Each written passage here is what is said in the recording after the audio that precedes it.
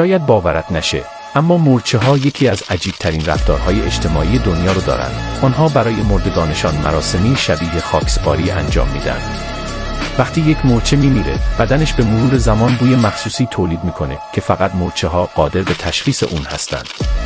به محض اینکه مورچه‌های زنده این بو رو حس کنن، بدن مورچه مرده رو با دقت بلند میکنن و به منطقه مخصوص که حکم قبرستان مورچه‌ها رو داره منتقل میکنن. بعضی از گونه‌ها حتی از مواد ضدعفونی کننده طبیعی استفاده می‌کنند تا از پخش بیماری جلوگیری کنند. این رفتار نشون میده که کلونی مورچه‌ها فقط یک اجتماع ساده نیست، بلکه یک سیستم پیچیده و منظم اجتماعی که برای هر مرحله از زندگی، حتی مرگ، قوانین خودش رو داره.